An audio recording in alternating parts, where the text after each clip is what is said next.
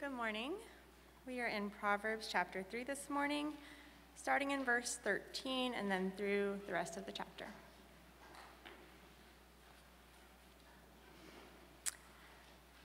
Blessed is the one who finds wisdom and the one who gets understanding, for the gain from her is better than gain from silver, and her profit better than gold. She is more precious than jewels, and nothing you desire can compare with her. Long life is in her right hand. In her left hand are riches and honor. Her ways are ways of pleasantness, and all her paths are peace. She is a tree of life to those who lay hold of her. Those who hold her fast are called blessed. The Lord by wisdom founded the earth. By understanding he established the heavens. By his knowledge the deeps broke open, and the clouds dropped down the dew. My son, do not lose sight of these. Keep sound wisdom and discretion, and they will be life for your soul and adornment for your neck. Then you will walk on your way securely, and your foot will not stumble. If you lie down, you will not be afraid. When you lie down, your sleep will be sweet. Do not be afraid of sudden terror or of the ruin of the wicked when it comes, for the Lord will be your confidence and will keep your foot from being caught. Do not withhold good from those to whom it is due when it is in your power to do it. Do not say to your neighbor, "Go and come again. Tomorrow I will give it," when you have it with you. Do not plan evil against your neighbor who dwells trustingly beside you. Do not contend with a man for no reason when he has done you no harm. Do not envy a man of violence, and do not choose any of his ways. For the devious person is an abomination to the Lord, but the upright are in his confidence. The Lord's curse is on the house of the wicked, but he blesses the dwelling of the righteous. Toward the scorners he is scornful, but to the humble he gives favor. The wise will inherit honor, but fools get disgrace.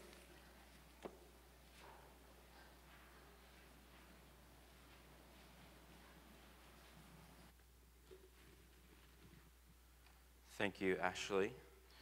Well, this morning, we find ourselves continuing in our study through the book of Proverbs. And we're at the point where I think that we're really starting to settle in. We're starting to understand the theme and the trajectory of the book, but we're at the point where we're maybe starting to forget, like what was chapter 1 about again. And so I think that to start this morning, I want to briefly recap just where we have been, because I want chapters 1 and chapters 2, and even the beginning of chapter 3 to just be really fresh in our minds this morning. I think that will be really helpful and will set the table just really well for where we find ourselves. But even before that, I think that it's really helpful that we remember what wisdom is. And so we're in the book of Proverbs. We're talking about wisdom. And so what is wisdom? Well, John gave us a really helpful definition a few weeks ago when we started the book, that wisdom is skill. Wisdom is skill to be able to make God-honoring decisions in all of life. And so what have we learned about wisdom so far in the book of Proverbs? Well, we saw in chapter 1 that the fear of the Lord is the beginning of wisdom. And then we are charged to pursue wisdom, but that the reality is that there's two paths, and these two paths will have competing voices. And so the question is, who are you going to listen to? And then in chapter 2, we are told how it is that we can obtain wisdom.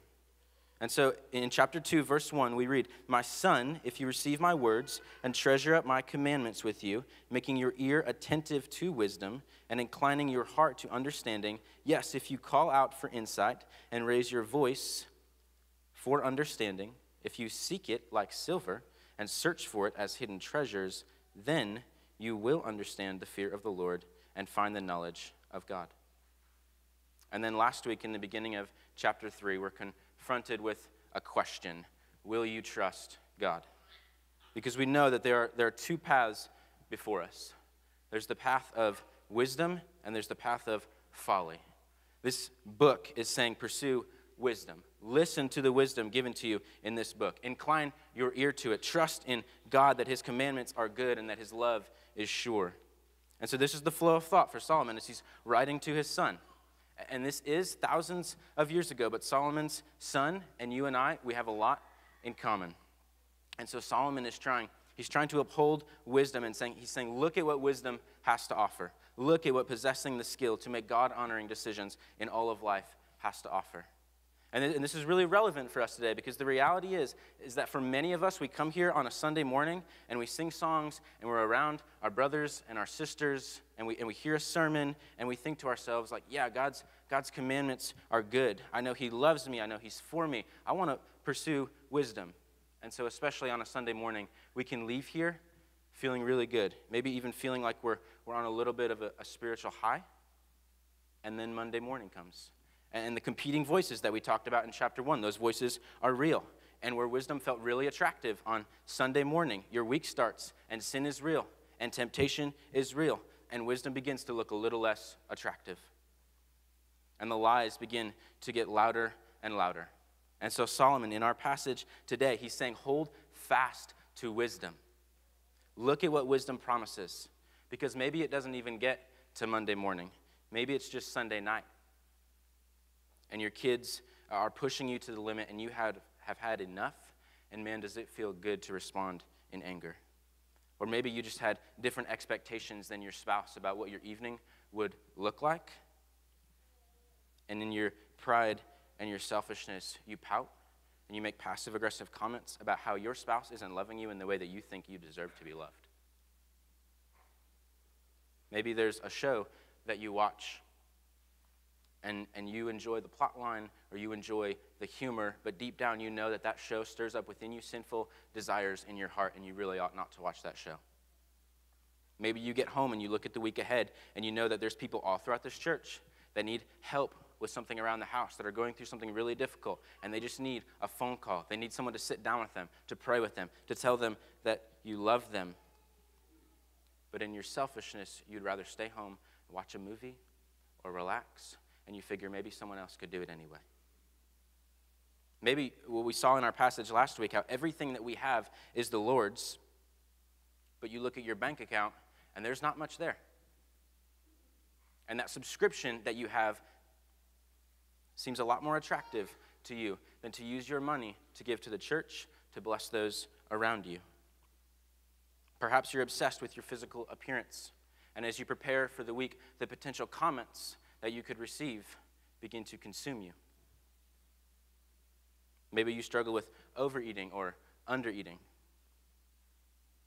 Perhaps you're sitting alone in your room with your phone or your computer, and the appeal of some physical stimulation coupled with images on a screen is overwhelming to you.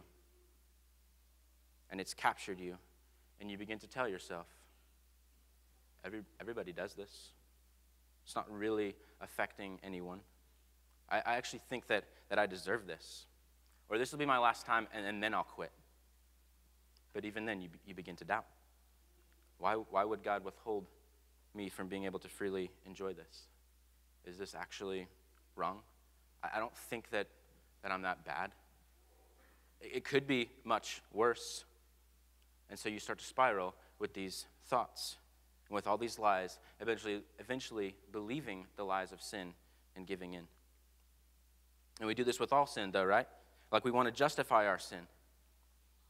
And we all struggle in different ways. We're made different, and there are different things that appeal to us, that are attractive or alluring to us. So we struggle with pride, with lust, with gluttony, with comfort, with laziness. The list is endless of the different things that we struggle with. And with all these different manifestations of sin in our lives, they come with different lies. But those lies, they often masquerade as promises. And so there's all these different ways in which we sin, and they all come with different false promises. And so last week, Andrew mentioned that walking in obedience to God is not a life that's missing out. It's not a life that fails in living life to the fullest. And this was so important. It was so good for even my own heart to hear this, to be reminded of that reality, because we hear these false promises of sin, and we're told that we're going to feel good, that we're going to be happy, that we're going to get everything that we've ever wanted. And this is hard, too. Like when we look out into our world and we see so many individuals just full out indulging in their sin, and their life looks pretty good.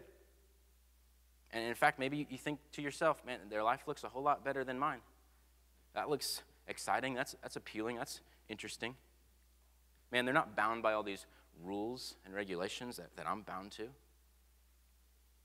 But the problem with all of this is that our sin has completely distorted our minds. And it's done so by upholding sin and saying, look at all that you're missing out on. And so as Christians, not just those outside of the church, but Christians, maybe even those in this room, we believe the lie that Christianity is all about the things that we can't do. It's no, no, no. And there are two huge problems with this. Like, first of all, we've already seen this earlier in Proverbs. That life brings death. And so we as the church have to stop looking at the path towards death and feel like we're missing out on something. And we have to start looking at Christ and fixing our gaze on him and saying, yes. Church, we can't just say no. We have to say yes to Jesus. Christianity is not about saying no to all these things that we can't do. It's about saying yes. It's yes to Jesus. It's yes to life. It's yes to living in the way in which you were created to live. It's yes to enjoyment. It's God, in God. It's yes to more joy than you could ever imagine. It's yes to eternity with a God who loves you. It's yes. And so in our passage today, Solomon is writing to his son, and he's saying, pursue wisdom. Say yes. Listen to wisdom. Trust God. Look at all the promises of wisdom. The book of Proverbs is decision literature. And so when you're faced with temptation, you have the promises of sin before you, and it's decision time. Do you know what wisdom promises? Our passage today holds up wisdom, and it says, look at what wisdom has to offer. Don't settle for anything less. Your sin promises you these things, but wisdom promises these 5 things. It promises complete satisfaction. It promises trustworthiness. It promises to cast out fear. It promises a love for your neighbor, and it promises to choose delayed gratification. And so, church, we need to hear this, because when we leave here today, there's a world full of lies and false promises, and we as the church have to be armed with the truth. We must be able to preach to ourselves what the Bible declares to be true. When the temptation of sin is right before you, we need to be armed with these truths and with these promises so that we are a people walking on the path of righteousness, walking on the path of wisdom, and not even putting ourselves in harm's way because we're so captured by and in love with Jesus. And so as we begin to look at these promises here, my prayer for us, my prayer for Cross Fellowship Church is that we wouldn't just know these or learn these or memorize these, but that we would be a church who hears these promises, and that these promises would sink deep down into our hearts, and that we would believe these promises with every part of our being in such a way that it radically affects the way in which we live.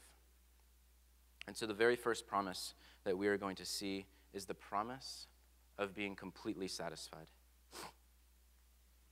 This starts in verse 13. Blessed is the one who finds wisdom and the one who gets understanding. So the person who gains wisdom, the person who comes upon this skill, is blessed. That's verse 13. But in an era where people will throw around the word blessed all the time, we have to rightly understand what this verse is saying when it uses the word blessed. Because oftentimes, when we get a new job or a raise or a house or life is just going our way, that's when we say that we're blessed. And so is that what this passage is saying?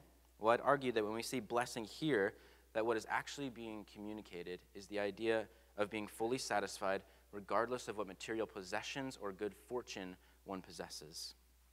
So elsewhere in the Old Testament, this word for blessed is translated as happy. I believe that the idea of blessing is that in anything, we can be assured that we are fully and completely satisfied. I believe that the promise of wisdom in these verses is a promise to be happy. And so we read verses 14 and 15. For the gain from her is better than gain from silver, and her profit better than gold. She is more precious than jewels, and nothing you desire can compare with her. And so the time in which this book is written is a different culture than today. This is trading culture. And so people are often thinking in terms of what could I get for this? What is this worth? And what Solomon is saying is the return that you get from wisdom, it's more precious than silver. And silver in this time, it has a lot of trading power. But even more, it's better than gold. And so I want to say that as I began reading this passage today to prepare for today, as I began reading it, it reads a lot like an infomercial. Where you think that sounds pretty good, that seems like a good deal. And then there's this guy, and he comes on, and he says, but wait, there's more. Like that's the idea here. And so I hope that you're already beginning to see the immense value of wisdom, because Solomon's not done. He goes on, and he talks about jewels. And jewels are rare. Like, they don't just come about from nothing. You don't have people walking down the street saying, oh, look, there's a jewel. Like, they're rare. They're really hard to find. And so what Solomon is saying is that wisdom is really valuable. Like, it's really, really, really, really valuable. There's not enough really's to say how valuable this is. In fact, it's rare. And so not just everybody is wise or has wisdom, even if you're older. So there's a belief that a lot of people have that just sort of assumes that with old age comes wisdom. That's not always true. And now there's a general sense in which those that are older are typically, generally, more wise. And so if you're older than me, don't come up to me after the sermon. You're probably more wise than me. But I think that this is really important to be said for the younger people. I think that this is important for those of us that are younger, that you're not just going to stumble upon wisdom in 30 years. No, you have to work hard at this. And so you want to know why some older people are more wise than you? It's because they've been getting up and faithfully reading the word every day for longer than you've been alive.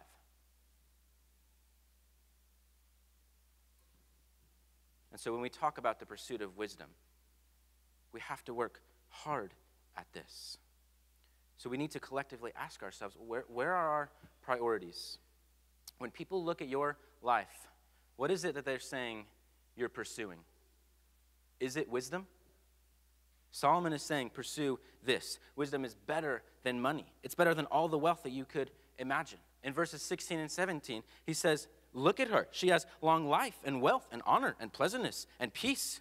Like, this is everything that anyone could ever want. And the reality is that wisdom is better. And this is such a great promise for us, because the reality is that in life, we need things better than money and wealth and honor when temptation comes. And we need things better when cancer comes, when your body is broken, when you lose your job, when your children walk away from the Lord, when your parents refuse to utter the words that they love you. We need something better. You see, the beauty is that when life is really hard, wisdom says, I'm blessed. Wisdom says that regardless of what's going on around me, I can be happy, because I know that I have a God who loves me, who cares for me, who sent Jesus to die for me, who through his son's death has secured a future and a hope for me. And so whatever I go through in life, I'm blessed. You see, what wisdom teaches us is it teaches us how to be ultimately happy. Money, honor, sex, they won't satisfy. You know what's more valuable than that? You know what will satisfy? Wisdom. And so when we come upon a treasure like this, you don't just treat it all nilly-willy. And so Solomon writes in verse 18, lay hold. Hold wisdom fast. This is a treasure, and all who find this will be blessed. And that doesn't mean that you won't ever be sad or that there's not a time to mourn or to weep. But it does mean that even in the midst of anything that you might be going through, that at the core of your being, you can be happy. That's the promise of wisdom.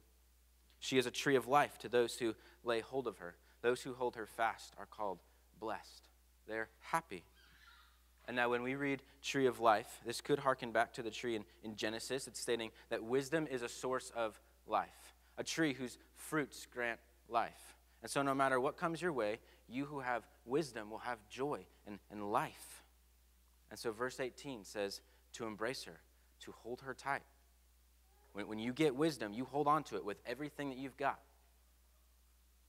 And the language that's used here, there's sexual language here. And this is important to note because many of you today will rightly know, many people today will rightly note that sexual desire is often misplaced, but that doesn't mean that all sex is bad.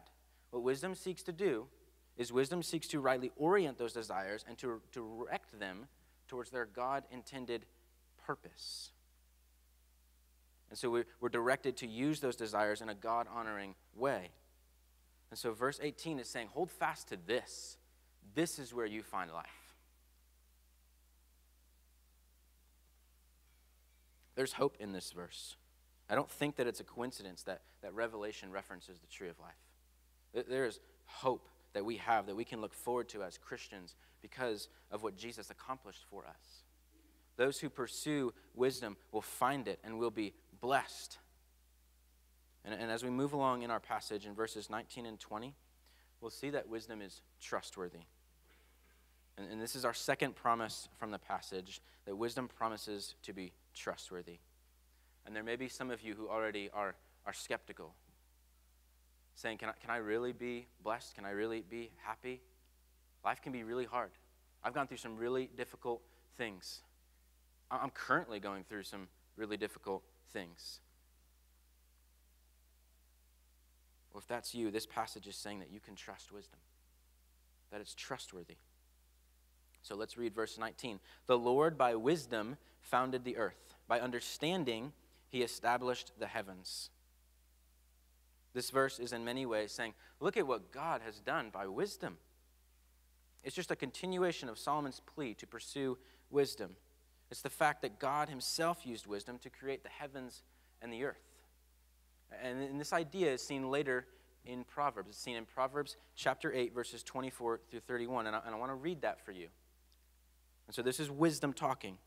When there were no depths, I was brought forth. When there were no springs abounding with water, before the mountains had been shaped, before the hills, I was brought forth. Before he had made the earth with its fields, or the first of the dust of the world, when he established the heavens, I was there. When he drew a circle on the face of the deep, when he made firm the skies above, when he established the fountains of the deep, when he assigned to the sea its limit, so that the waters might not transgress his command, when he marked out the foundations of the earth, then I was beside him, like a master workman, and I was daily his delight, rejoicing before him always, rejoicing in his inhabited world, and delighting in the children of man. And so what we see here in Proverbs 8 is just expounding on what we see in our passage today in verses 19 and 20 of chapter 3. And so Solomon is saying, he's pleading, behold wisdom. See how great and how marvelous it is. It's a treasure. It has value. In fact, if you look at creation and note the fact that the creation is ordered. It's not random. Everything is working together in the way that it does because there's a God who created all of this to work in the way that it does, and he did so by wisdom. If God himself used wisdom, how much more should we seek it and keep it and trust it? In the beginning of chapter 3, just last week, we were confronted with the question, do you trust God? And in verse 19 and 20, it's made very clear that we absolutely should. And our trust in him should lead us to trust in the path of wisdom, knowing that God created with wisdom. And verse 20 continues the theme of verse 19, but it gets really specific. And so look with me at what it says. By his knowledge, the deeps broke open, and the clouds dropped down the dew. So we see this phrase that the deeps broke open. And what we're seeing is a play on Genesis 7:11. This verse is talking about the flood. And so everything that happens, it's by God. It's by wisdom. And then we see here that the clouds drop down the dew. And so what this is likely referring to is the idea of sustaining. It's that the effect of God's wisdom is what sustains everything that we see. And so when we read verses 19 and 20, your hearts ought to be stirred to marvel at creation and what God has accomplished by his wisdom. To help illustrate some of this, I looked up some numbers just to try to demonstrate, to try to help us see like just how amazing some of the stuff that happens all around us actually is. And so I looked up how many gallons of water come down out of the sky for 1 inch of rain per square mile. And the number that I got was over 17 million gallons of water for 1 mile. And so a rainstorm that covers hundreds of miles is literally dropping down billions of gallons of water. And it's just suspended in the sky. But it works so that our plants and our crops can grow, so that we can eat and live. Like the stuff that's happening all around us is amazing. And we just look outside and we say, oh, it's raining. Like this stuff is mind-boggling. We can't even see it. And so when you come to verses 19 and 20, you ought to respond in two ways. And the first way in which you ought to respond is you ought to look at wisdom and see that wisdom is trustworthy. If God can accomplish all of this through wisdom, just think what God can do through you. Just think what God can do through cross-fellowship with this same wisdom. If there's any doubt about what wisdom is, about how valuable wisdom is when you read verses 13 through 18, verses 19 and 20 are meant to give you great confidence that you can trust wisdom. It's dependable. God himself used wisdom to create, and so trust in this wisdom. And then secondly, out of that response, we ought to read these verses and respond in worship. God did that. God made that. God used wisdom. Look at God. Look at what he's done. And I know that for a lot of us, we hear these things all the time. We hear that God created everything. And so maybe you're sitting there this morning and you're just kind of flat emotionally. If that's you, I urge you to read these verses, and I pray that you would read these verses afresh. I pray that your affections would be stirred to read these verses and to truly marvel at how extraordinary our God is, that he did all of this by wisdom. Like the sky drops the dew. That's amazing. And so I pray that as a church, we would be a people that when the sun is shining, we praise God. When it's raining, that we praise God. When we go to the ocean and we see the bigness of the sea, that we praise God. Pray that when you eat lunch this afternoon, that you praise God. That he's given you taste buds to enjoy the food that you literally need to eat in order to live and survive, that you praise God. When you eat a mahi-mahi taco at Twisted Fresh, I pray that you'd praise God. When you have ice cream on a hot day, I pray that you'd praise God. I pray that from the biggest of things to the smallest of things, that we would be a people who praise God, knowing that in his wisdom, he's created all of this. We can trust wisdom. Our prayers as a church ought to be that God would grant us this wisdom since it comes from him. He not only used wisdom, but he is the giver and the source of wisdom. He is wisdom himself. He is the only one who can give true wisdom. And so when you see that God himself used wisdom, we begin to worship. And we do that by having a proper fear of the Lord that hungers after wisdom, knowing it's trustworthy. The third promise of wisdom that we see is that wisdom promises to cast out fear. Going on down to verse 21, we read, "My son, do not lose sight of these. Keep sound wisdom and discretion." Verse 22, "And they will be life for your soul and adornment for your neck." Solomon here is telling his son, don't just find wisdom and gain it, but keep it and persevere in it and guard it. And so these verses, they beg the question, what are you fixing your gaze on in life? The command here is do not turn away from wisdom. Be fixated on it so that when you leave this room, when you're faced with the false promises of sin, You know what wisdom says, and you won't believe those lies. You know what wisdom promises, what wisdom has to offer, that you're not even desiring to sin. You're waking up each and every day, and you're reminding yourself of all that wisdom has to offer, and you're fighting hard to keep it. And so we see here what we saw in the beginning of chapter 3, verse 3. It's that wisdom is to be right around your neck. It's right there. You don't forget it. You're not going to lose it, but rather it marks you. And that's the idea in verses 21 and 22, that there is a command to persevere in wisdom, to keep it, to guard it. And then we move on down to verse 23, and we see the promise. If you do what verses 21 and 22 are charging you to do, then you will walk securely. Now, this is merely a picture of walking through life. It's not to be taken literally. You can be walking in wisdom and you may still literally trip and fall. But this is talking metaphorically about life, and the idea is that everything in life that could potentially pull us down, distract us, cause us to stumble, if we're walking in wisdom, your foot will not stumble over that. And so this is a huge promise. Like if you find yourself struggling with sin, so that's all of us.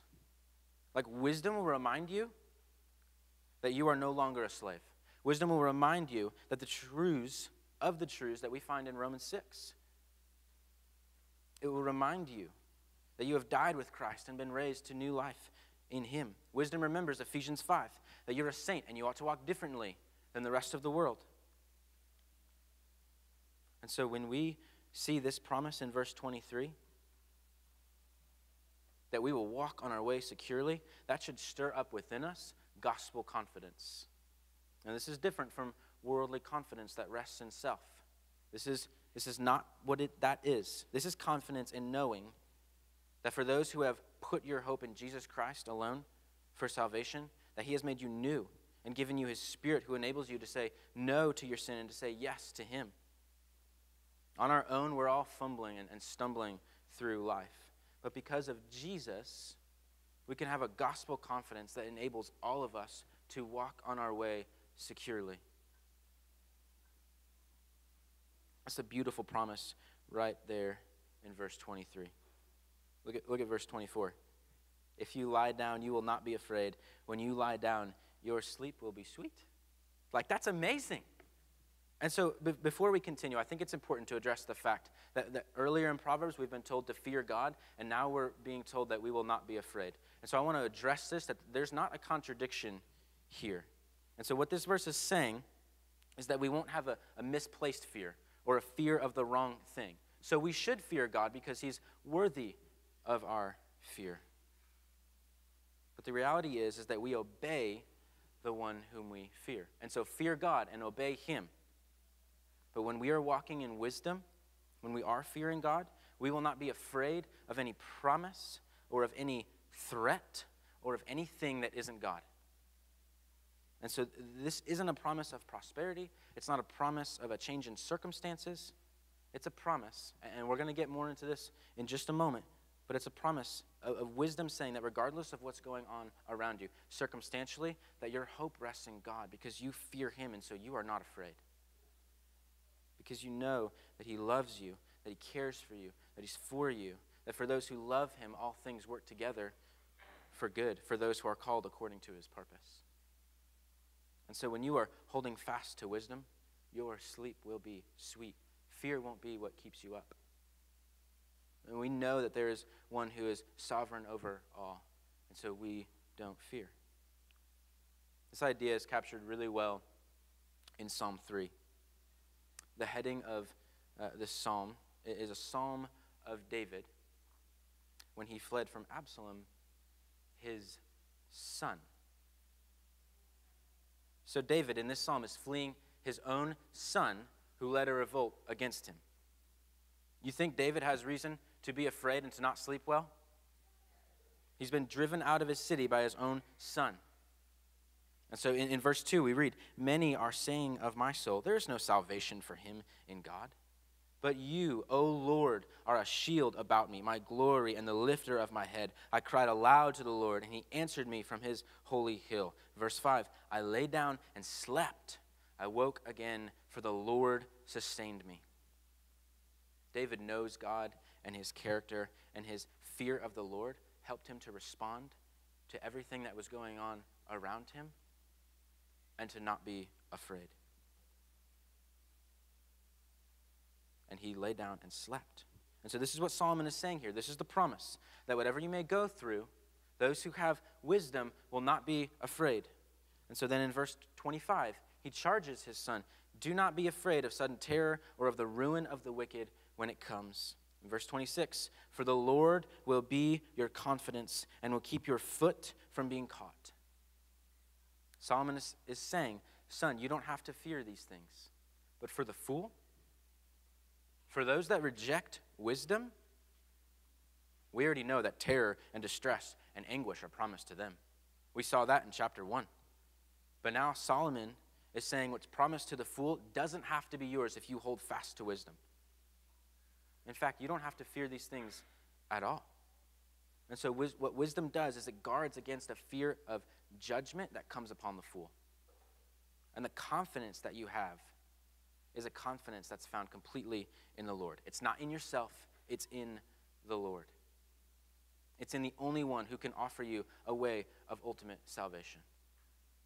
It's in the one who sent Jesus to die for your sins, to take on the wrath that you deserved. There is no confidence that is more sure than a confidence that rests in the one who saves sinners. So we do not have to be afraid. Wisdom promises to cast out fear. Fourthly, we see that wisdom promises to bring about a love for your neighbor. And these last two promises in our passage today could be summed up in that wisdom promises protection, which we've already seen in chapter 2.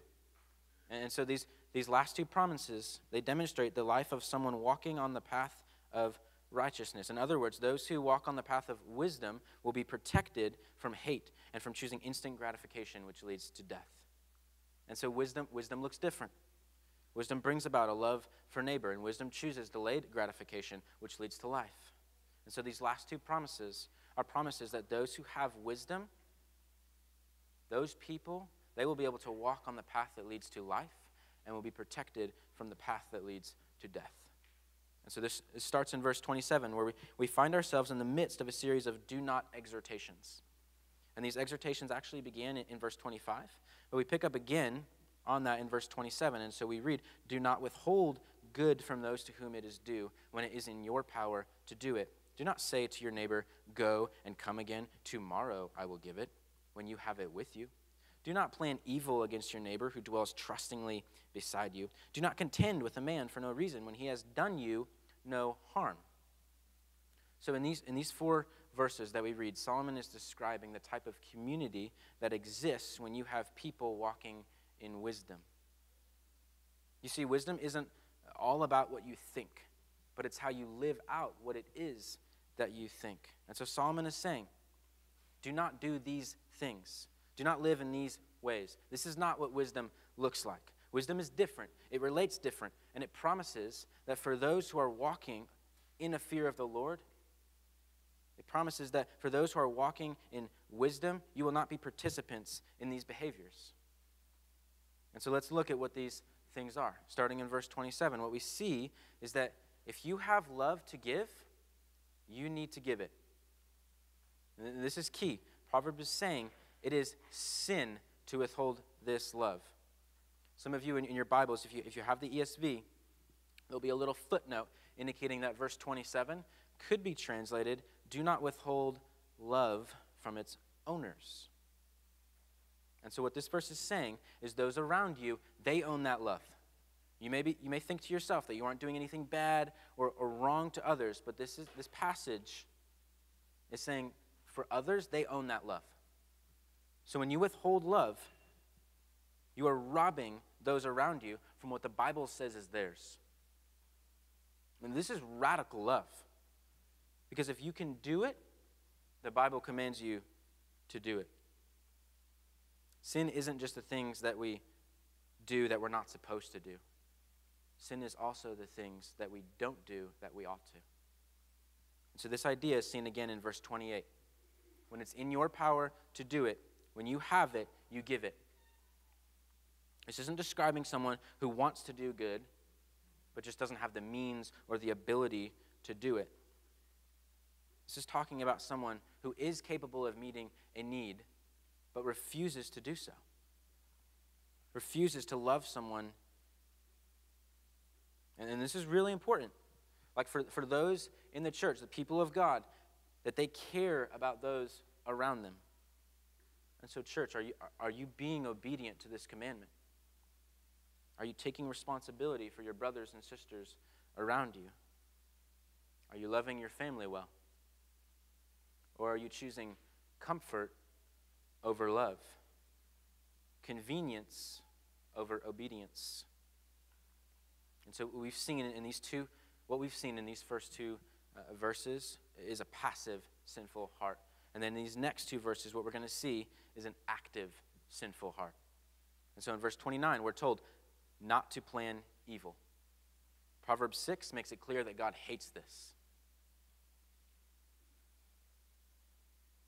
Now, hopefully, for most of us, we're not literally thinking about how we could maliciously harm someone. If you are, you need to repent. But I think that this also applies to those who would even wish harm on anyone.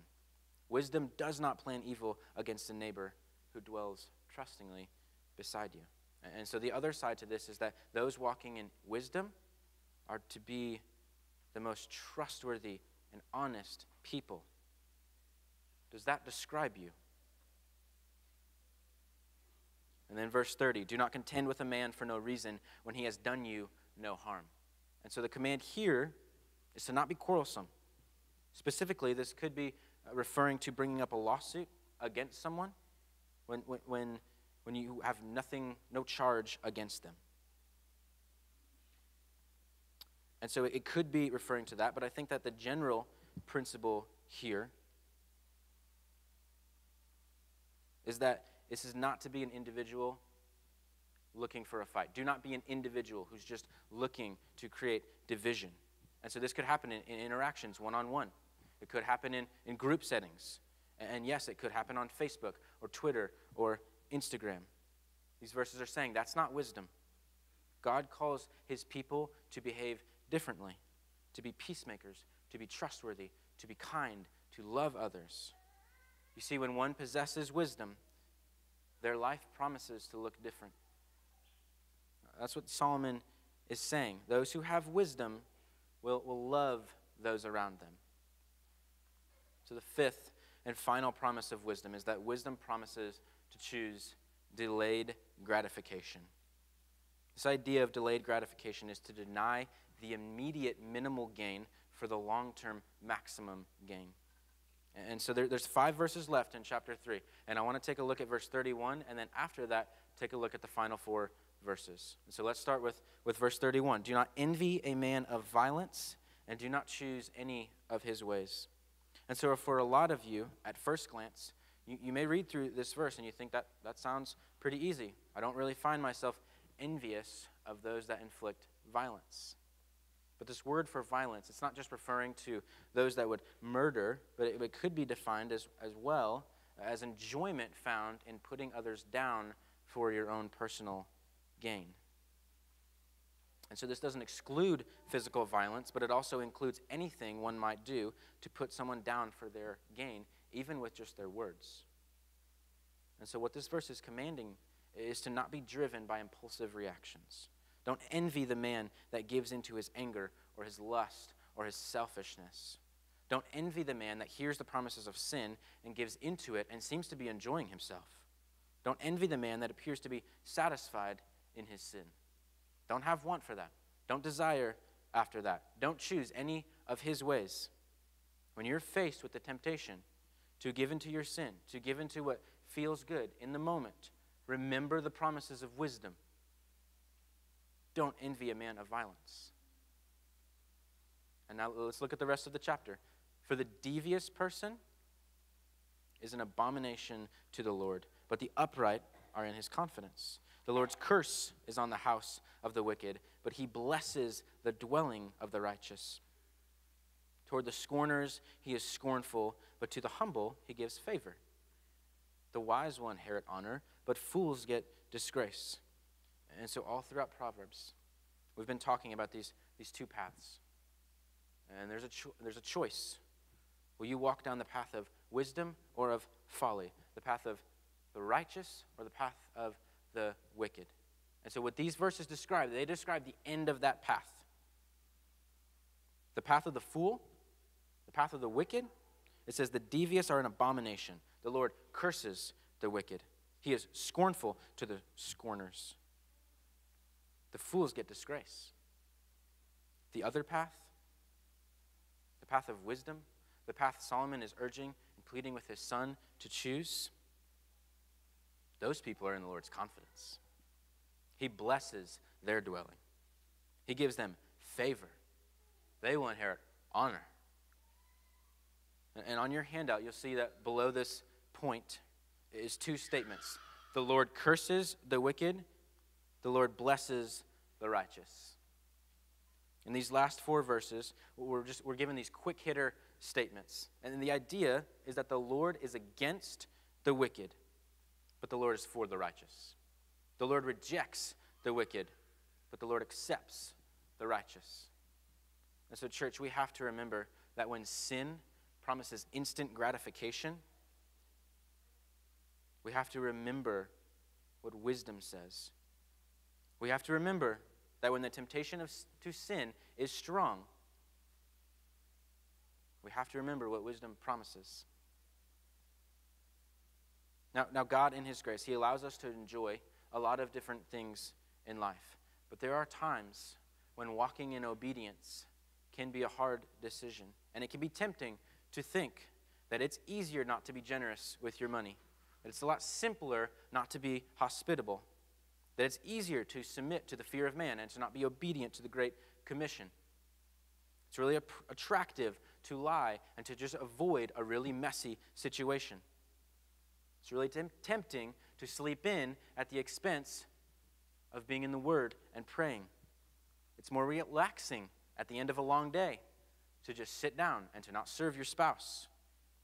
It's desiring to not wait for sexual pleasure in marriage, but to enjoy it outside of God's intended design.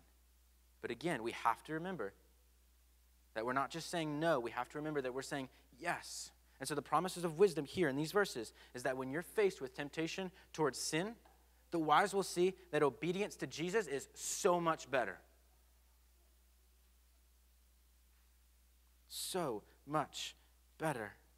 And so if you find yourself having a really hard time saying no to the sin and to the immediate gratification, the promise for wisdom is that choosing obedience to Jesus will be easier.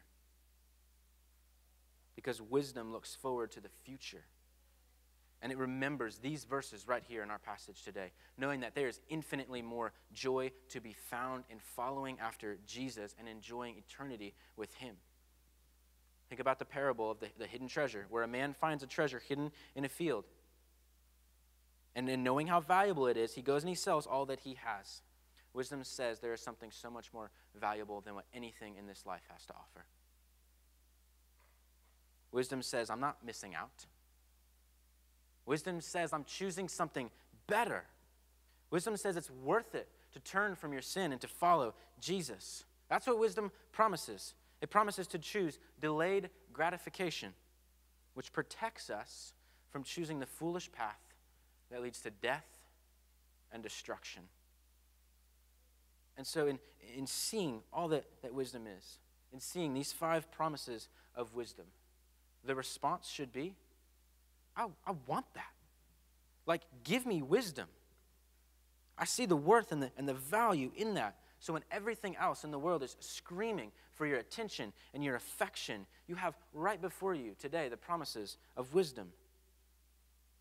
And so if this is what wisdom promises that can be sure, promises that can be taken to the bank, then how can you not run hard after wisdom?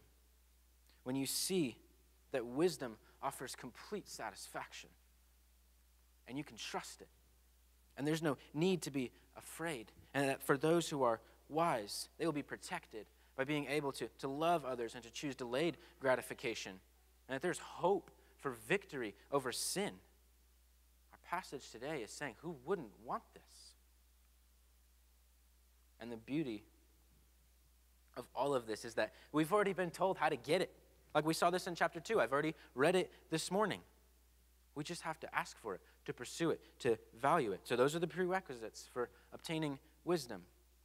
And if that's your heart posture, there's a beautiful promise in verse 6 of chapter 2. The Lord gives wisdom. The Lord gives us the ability to fear him, to make right decisions throughout all of life. And so all of what we read here in our passage today is yours. But the reality is that it is only made yours through Jesus. It is only made possible to be yours because 2,000 years ago, Jesus came to this earth and he perfectly embodied wisdom. He perfectly demonstrated what it looks like to go through life and to make godly decisions. And so he did that because you and I couldn't. Apart from him, we can't. So we look at all these promises and we think, oh, I can do that, but we can't.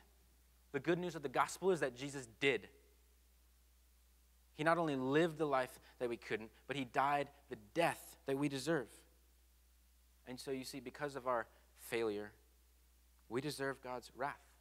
Because of our failure, we're the wicked. We're the scornful. We're the foolish. But for those who have repented of our sins and placed our hope in Jesus Christ alone for our salvation, God's wrath won't be poured out on us one day because it was poured out on Jesus. And so we can stand before the Father and we're clothed in Jesus. And the Father sees his Son. He sees his Son who perfectly embodied wisdom. He sees righteousness. And so for those of us who are saved, the reality is that we have been clothed in Christ. So when we come to a passage like the one we come to today, we know that despite the value of wisdom, we've failed. But Jesus is enough. And we know that on our own, when we walk out of this room, we'll forget and we'll give in to the fleeting pleasures of sin. But with Christ, we have been made new. And so we work not to earn anything, but we work from a changed heart. We work from a changed heart that's only made possible through Jesus. You see, in his death, we died. And in his resurrection, we are made to walk in newness of life.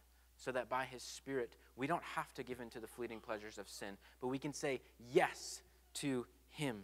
We can say yes to the joy that's found in him alone. We can say yes to wisdom. And so as you leave this morning, may the Lord alone be your confidence. And by his strength, may you remember these promises of wisdom. Let's pray. Lord, we're grateful for passages such as this passage right here today. We're grateful for just reminders of what wisdom promises, of what living a life that is pleasing to you promises. And so, Lord, I ask that these promises would be remembered. I ask that these promises would be a protection for us. I ask that these promises would help us as we go to be able to say yes to Jesus. Lord, we live in a world that offers a lot of promises, but we know that you alone are sure, that you alone are good. And so, Lord, I ask that as we go, that you would give us a confidence in you, a confidence in knowing that you're better, a confidence in knowing that in you we can walk in wisdom. And so help us to remember these promises. We can't do it apart from you, and so we need your help. So, Lord, help us.